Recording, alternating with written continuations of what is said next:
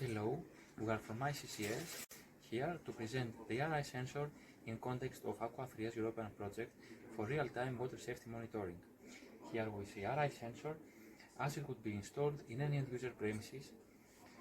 Here we see the input tube from which the sample flows into the RI sensor. In our case there is a stable sample, but in the end-user case it would be a real-time water flow from the network. Here we see the outlet which drops, but in the real-time end-user premises it would be back to the network.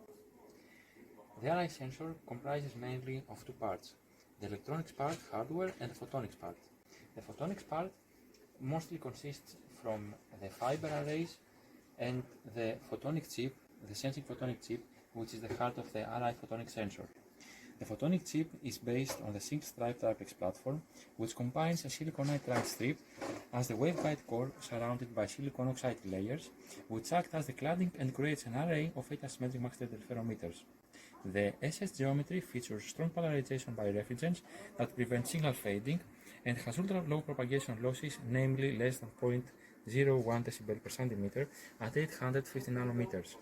The upper silicon oxide layer of the asymmetric Maxwell interferometer sensing arms is removed, making the surface accessible to the water samples. The water molecules are getting close to the surface, resulting to a local RI change which is sensed by the evanescent field of the T-propagating mode. This modification is then quantified through the measurement of the phase shift. The limit of detection is defined as the minimum RI change that can be reliably detected in the upper surface of AMZI, and it is calculated down to 0.16 micro-refractive index units. The photonic chip consists of one input waveguide split in 8 individual ones. One asymmetric Maxwell interferometer is used for calibration, one for low sensitivity applications, and 6 to detect the RI changes in water. The optical signals from the output waveguides are processed by the FFT algorithm that provides the measurement wavelength shift. On the other hand, we have the hardware electronics part. The hardware consists of 3 layers that are responsible to manage the real-time operation at microseconds. On top level, there is a Raspberry Pi 4 SBC as general master, responsible for applying the FFT algorithm and extracting the wavelength shift. Moreover, it is responsible for sending every 5 seconds the outcome values through IoT technology to the integrated fireware platform as local client using REST protocol.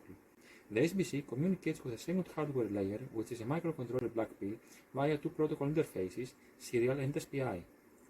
Furthermore, black pill is responsible for driving the VCSEL, reading the output AMZI signals, and periodically sending the raw data to SBC for further processing.